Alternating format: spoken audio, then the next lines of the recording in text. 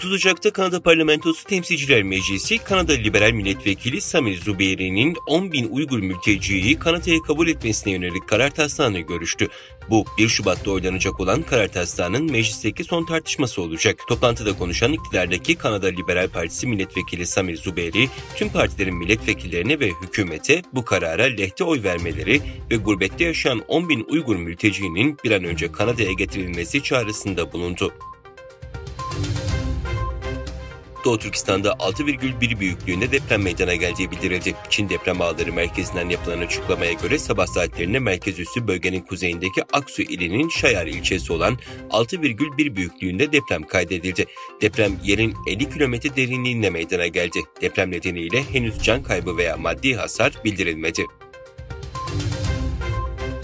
Uygur Akademisi Vakfı 29 Ocak 2022 tarihinde İstanbul Sefaköy'de bulunan yeni ofisinin açılışını gerçekleştirdi.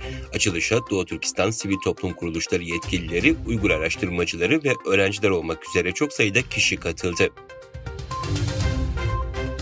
Çinli telekomünikasyon devi Huawei'nin Türk Silahlı Kuvvetleri'ne zararına da olsa hizmet verme ısrarı dikkat çekiyor.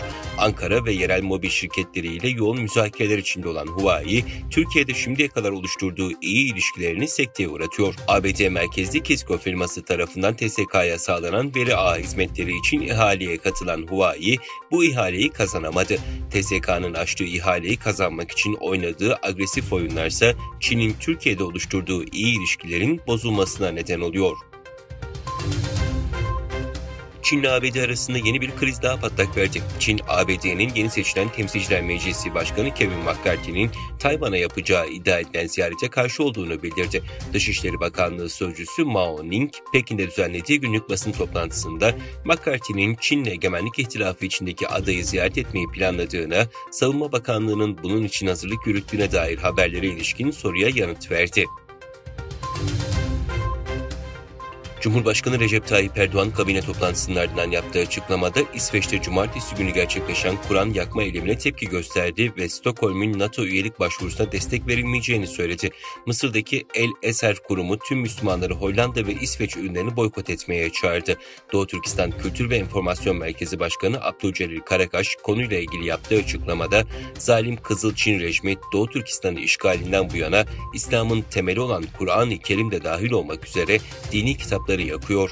Bir değil, 100 binleri yaktı. İslam dünyası buna göz yumdu. Hiçbir ülke veya kuruluş Çin'i suçlayan bir açıklama yapmadı ve Çin mallarını boykot çağrıları yapılmadı. Dinle siyaseti ayırmak istemediniz mi? Siyasetin menfaati için dini yok sayıyorsunuz ama biraz zararı varsa siyasetle din ayrıdır diyorsunuz. Sizdeki hakkaniyet duygusu nerede? Çin'den korkuyorsunuz. İtiraf edin ey Müslüman ülkeler. Doğu Türkistan'da Çin sadece din kitaplarını değil, onların sahibi olan alim ve öğrencileri de yok ediyor. Milyonlarca insan sırf Müslüman oldukları için soykırıma maruz kalıyor ifadelerini kullandı.